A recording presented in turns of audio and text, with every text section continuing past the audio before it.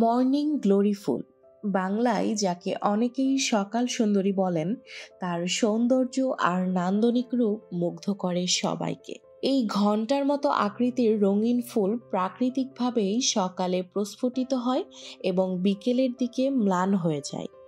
নীল, বেগুনি, গোলাপি, লাল এবং সাদা রঙের মর্নিং গ্লোরি ফুল বাগানের শোভা বাড়ানোর পাশাপাশি পরিবেশকে সতেজ রাখে। এর দ্রুত বর্ধনশীল লতানো প্রকৃতি যে কোনো বাগানে একটি মনোমুগ্ধকর আবহাওয়া তৈরি করতে সক্ষম। চাষ পদ্ধতি: মর্নিং গ্লোরি চাষের জন্য হালকা জল নিকাশযুক্ত মাটি এবং সরাসরি সূর্যালোক প্রয়োজন। এটি এমন এক গাছ যা দিনে 6 থেকে 8 ঘন্টা রোদ পেলে দ্রুত বৃদ্ধি পায়। গাছের চারপাশে সঠিক সাপোর্ট দিলে এটি সহজেই 1 মিটার থেকে 10 মিটার পর্যন্ত লম্বা হতে পারে। বীজ থেকে এই গাছ চাষ করা খুবই সহজ এবং গাছগুলোর মধ্যে পর্যাপ্ত দূরত্ব রেখে রোপণ করলে সেগুলো সুন্দরভাবে বেড়ে ওঠে।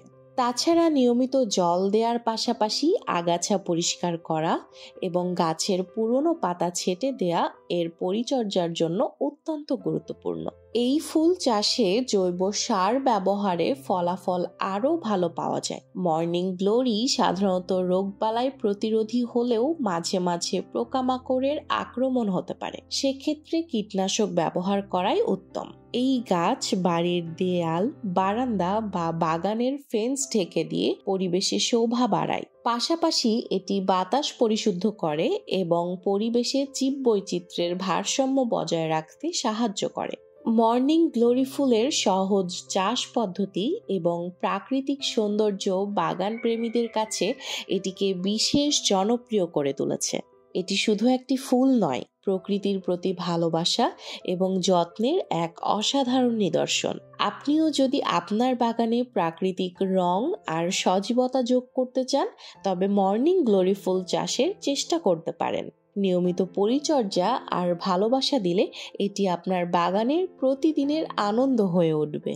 আপনার কাছে এই ফুলটি কেমন লাগে কমেন্টে জানিয়ে দিন। আর কৃষি বিষয়ক সকল ধরনের তথ্য জানতে আমাদের ষড়ঋতু হর্টিকালচার চ্যানেলটি সাবস্ক্রাইব করুন, লাইক দিন এবং বন্ধুদের সাথেও শেয়ার করুন। আবারও নতুন কোনো এক ভিডিও নিয়ে ফিরে আসবো। ততক্ষণ পর্যন্ত সুস্থ থাকুন, সবুজ থাকুন। ধন্যবাদ সবাইকে।